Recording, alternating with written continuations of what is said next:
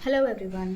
तो आज की इस वीडियो में हम देखने वाले हैं कि हमने लास्ट वीडियो में देखा था कि सिमेट्रिक मैट्रिक्स और स्क्यू सिमेट्रिक मैट्रिक्स क्या होती है ना। अब इस वीडियो में हम देखने वाले हैं कि जितनी भी स्क्वायर मैट्रिसेस होती हैं उनको हम सिमेट्रिक और स्क्यू सिमेट्रिक के सम की फॉर्म में एक्सप्रेस कर सकते हैं। ठीक है, तो पहले हम इसका प्रूफ देखेंगे, फिर एक इंपॉर्टेंट क्वेश्चन भी होता है और हम इसका क्वेश्चन भी करेंगे।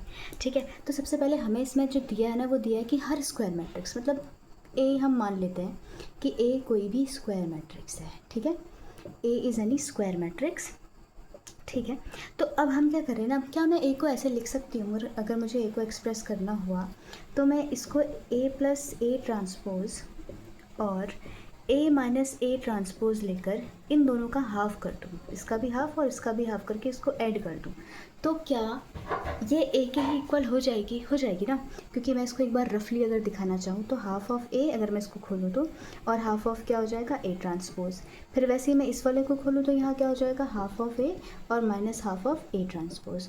तो ये जो हाफ ऑफ ए ट्रांसपोज और minus half of A transpose है ये तो कैंसिल आउट हो जाएंगे। तो जो लास्ट में मेरे पास बचेगा वो क्या बचेगा, हाफ ऑफ ए और हाफ ऑफ ए, और हाफ ऑफ ए और हाफ ऑफ ए क्या बच जाएगा मेरे पास लास्ट में आकर के ए बच जाएगा ना। तो मतलब ए को ऐसे रिप्रेजेंट किया जा सकता है। अब मैं क्या करती हूँ ना, इस पोर्शन को मैं पी मान लेती हूँ और इस पोर्शन को मैं क्यू मान लेती हूँ।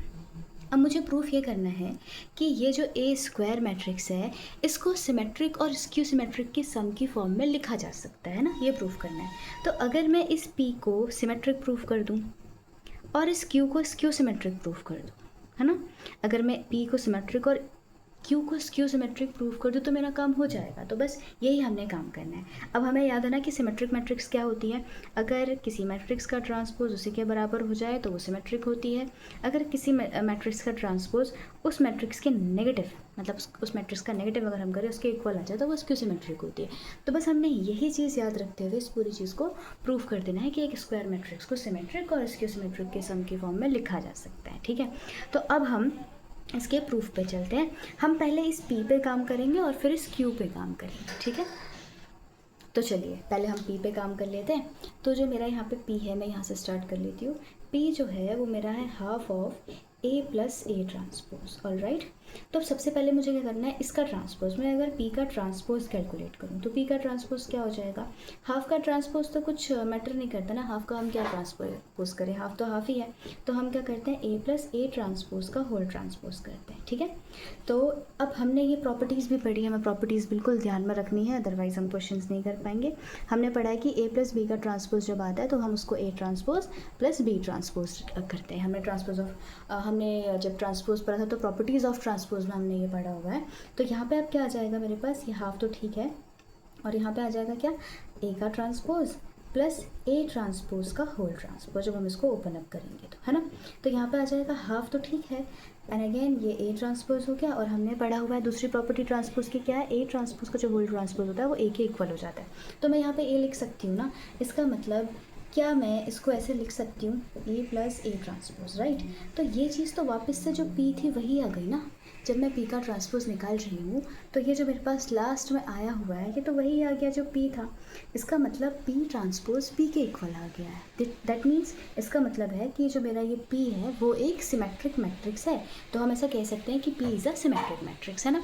अच्छा, तो हमने ये वाला पोर्शन तो कंप्लीट कर लिया, मतलब ए को सिमेट्रिक मतलब एक हिस्सा उसका सिमेट्रिक मैट्रिक्स हो सकता है। अब हम एक काम करते हैं, क्यू को स्क्यू सिमेट्रिक प्रूफ करने की कोशिश करते हैं। ठीक है, तो हमने क्यू लिया है तो क्यू में हम जब क्यू हमें जो लिखा दिया हुआ है या हमने जो क्यू को रिप्रेजेंट किया वो ए माइनस ए का ट्रांसपोज रिप्रेजेंट किया। अब हम इसका ट्रांसपोज निकालते हैं। तो क्यू का जो ट्रांसपोज आएगा, हाफ का तो ट्रांसपोज एज इट इज़ लिखेंगे, हम यहाँ पे ए माइनस ए ट्रांसपोज का होल ट्रांसपोज निकालेंगे। फिर वही काम है, प्लस माइनस फिर हम अलग अलग नहीं मान के चलते हैं, जैसे प्लस में चलता है वैसे ही माइनस में भी चलेगा काम, क्योंकि मैं इसको A plus minus of A transpose लिख सकती हूँ। तो डायरेक्टली मैं क्या करूँगी, यहाँ पर इसको भी ट्रांसपोज मिलेगा और इसका होल ट्रांसपोज किया जाएगा वापस से, ए ट्रांसपोज का ट्रांसपोज इस प्रॉपर्टी के हिसाब से। ठीक है, तो यहाँ पे मेरे पास अब जो आंसर आ जाएगा वो आएगा half of A transpose minus A, क्योंकि ए ट्रांसपोज का होल ट्रांसपोज वापस से ए आ जाना है। अब अगर मैं इन दोनों में से माइनस को कॉमन ले लूँ तो मैं इसको ऐसा लिख सकती हूँ ना, ए माइनस ए ट्रांसपोज। तो ये जो पूरा पोर्शन मेरे पास आया है ये तो क्यू के ही इक्वल आ गया है, तो मैं इसको माइनस ऑफ क्यू लिख सकती हूँ ना। तो यहाँ पे जो क्यू का ट्रांसपोज आ गया है वो माइनस ऑफ Q के इक्वल आ गया है, और यहाँ से जो मेरे पास P का ट्रांसपोज आया था वो P के इक्वल आया था। तो और मैंने A को कैसे लिखा हुआ है, मैंने A को लिखा हुआ है P प्लस Q की फॉर्म में, और A क्या थी, एक A थी स्क्वायर मैट्रिक्स। तो हर स्क्वायर मैट्रिक्स को हम sum of symmetric and skew symmetric matrices की फॉर्म में लिख सकते हैं। ठीक है, तो ये हुआ हमारा प्रूफ कि हर मैट्रिक्स को सिमेट्रिक और स्क्यू सिमेट्रिक मैट्रिक्स की फॉर्म में लिखा जाता है। अब ये जब फॉर्म होगी ना, ये जो हम रिप्रेजेंटेशन दिखा रहे हैं, ये यूनिक रिप्रेजेंटेशन होती है। ऐसा नहीं कि हम पी और क्यू को अलग अलग डिफाइन कर रहे हैं, ठीक है, दो बच्चे आंसर निकाल रहे हैं और दोनों का अलग अलग आ रहा है, ऐसा नहीं होता है। पी और क्यू जो आएंगे वो यूनिक आएंगे। ठीक है, तो इस तरीके से हम इस चीज़ को प्रूव कर पाते हैं। इसके क्वेश्चंस बहुत इंपॉर्टेंट होते हैं। हम एक क्वेश्चन भी डिस्कस कर लेते हैं कैसे क्वेश्चन किया जाएगा। इस बात को मैं रिपीट करना चाहूँगी, यूनिकली। ठीक है, ये जो पी और क्यू आएंगे वो यूनिक आएंगे। ठीक है, तो चलिए अब एक क्वेश्चन ले लेते हैं इसका कि कैसे इसको हम निकालते हैं। तो चलिए अब हम इस क्वेश्चन को डील कर लेते हैं कि कैसे किया जाएगा। जैसे अभी हमें यहाँ पे एक मैट्रिक्स दी है ए, और हमें सिमेट्रिक और इसको हमें सम ऑफ सिमेट्रिक और स्क्यू सिमेट्रिक मैट्रिसेस के तौर पे रिप्रेजेंट करना है। ठीक है, अभी हमने पीछे क्या किया था, हमने जो ए मैट्रिक्स थी ना उसको कैसे लिखा था, half of A plus A transpose plus half of A minus A transpose, ऐसे लिख लिया था ना। बस ऐसे ही हमें कोशिश करनी है। मतलब हमें जो मैट्रिक्स ए दी है पहले तो उसका ए ट्रांसपोज हमें निकालना पड़ेगा, फिर हम ए प्लस ए ट्रांसपोज निकालेंगे, ए माइनस ए ट्रांसपोज निकालेंगे, बस उसके हाफ हाफ कर देंगे, हमें पी और क्यू मिल जाएगा। ठीक है, तो चलिए हम करते हैं। ए तो हमें दिया हुआ है, मैं डायरेक्टली यहाँ पे ए ट्रांसपोज कैलकुलेट करती हूँ। जब मैं ए ट्रांसपोज कैलकुलेट करूँगी तो ए ट्रांसपोज क्या आएगा, जो रोज़ हैं वो कॉलम्स बन जाते हैं ना ट्रांसपोज में। तो फर्स्ट रो मेरी फर्स्ट कॉलम बन जाएगी 3 2 3, और यह आ जाएगा 4 5 3 एंड 2 4 5। ठीक है, ये ए ट्रांसपोज हो गया। ठीक, अब हम निकालते हैं यहाँ पे ए प्लस ए ट्रांसपोज। मैं इसको बहुत लंबा नहीं लिख रही हूँ, मैं जस्ट एलिमेंट्स को ऐड कर देती हूँ करस्पॉन्डिंग। ठीक है, तो ए प्लस ए ट्रांसपोज के जब एलिमेंट्स ऐड होंगे तो ए प्लस ए ट्रांसपोज ये कितना आएगा, 3 + 3 6, 4 + 2 6, 3 + 2 5, और 4 + 2 6, 5 + 5 10, और 3 + 4 7, 3 + 2 5, 4 + 3 7 एंड 5 + 5 10। ठीक है, तो ये जो मेरा आया हुआ है ये आया है ए प्लस ए ट्रांसपोज। अब हम एक काम और करते हैं, ए माइनस ए ट्रांसपोज। अच्छा, यहीं पे इसका हाफ भी कर लेते हैं ताकि हम पी निकाल लें। पहले इसी पोर्शन को कंप्लीट कर देते हैं हम। हमें क्या करना है, हमें half of A plus A transpose चाहिए।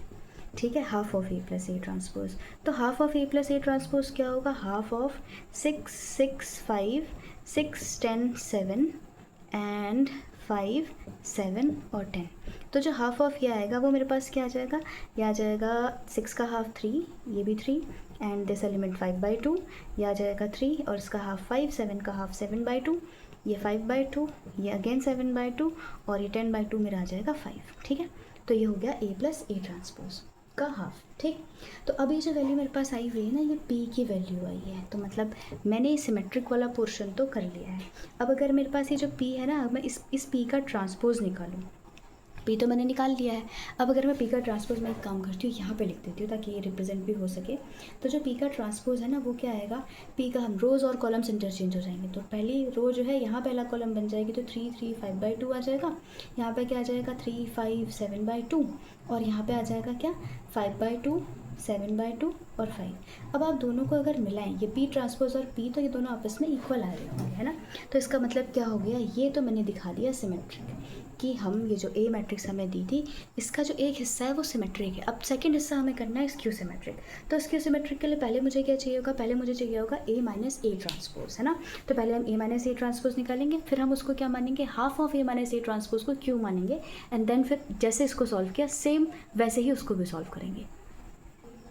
तो मैं एक काम करती हूँ, यहाँ पे ए माइनस ए ट्रांसपोज कैलकुलेट कर लेती हूँ। ठीक है, ए में से ए ट्रांसपोज को सब्ट्रैक्ट करना है। ठीक है, तो ए माइनस ए ट्रांसपोज जो मेरा आएगा वो क्या आएगा, ए ये रहा और ए ट्रांसपोज ये रहा है। तो ए माइनस ए ट्रांसपोज 3 - 3 0 हो जाएगा, 2 - 4 माइनस का 2, ठीक है, 2 - 4 -2, 3 - 2 1, ठीक, 3 - 2 1।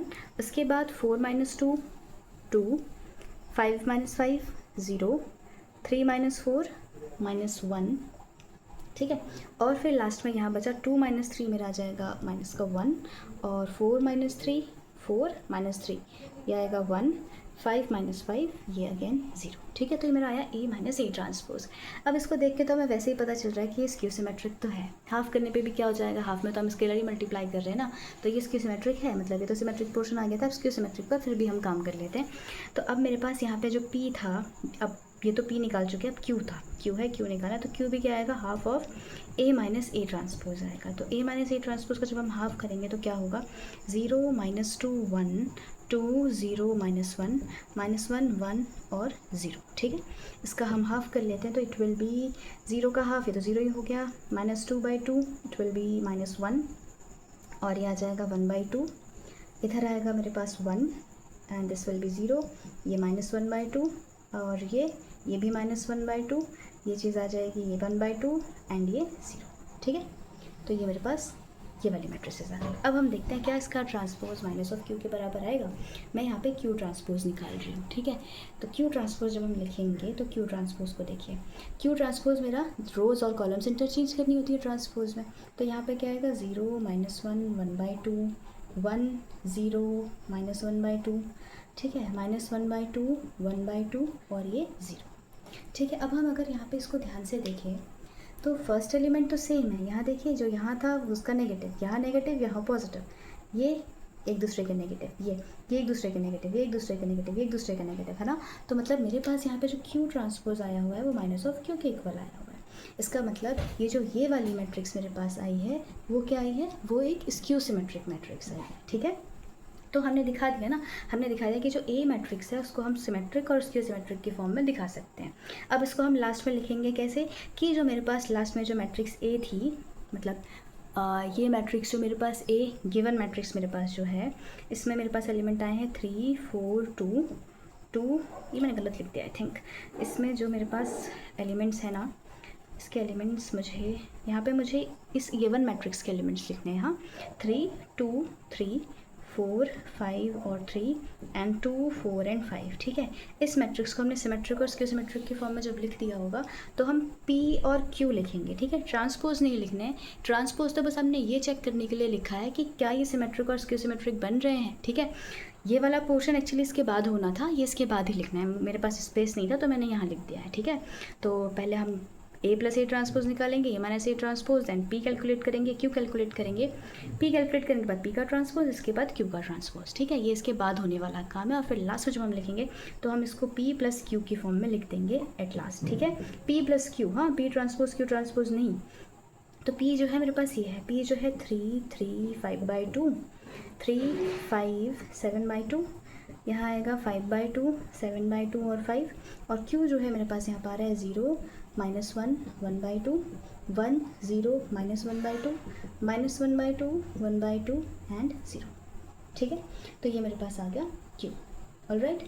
तो हम जो लास्ट में P को जो A को लिख पाते हैं वो P प्लस Q की फॉर्म में लिख पाते हैं, जो कि सिमेट्रिक और स्क्यू सिमेट्रिक है। ये वाला पोर्शन सिमेट्रिक है एंड ये वाला पोर्शन स्क्यू सिमेट्रिक है, गॉट इट। तो ये वाला क्वेश्चन हम ऐसे डील कर रहे होते हैं, ठीक है ना। तो ये हमारा फाइनल आंसर आएगा। आई थिंक ये वाला विजिबल शायद यहाँ पे नहीं है, यहाँ पे ये वैल्यूज़ लिखी है 0 1 -1/2 दैन -1 0 1/2, ठीक है।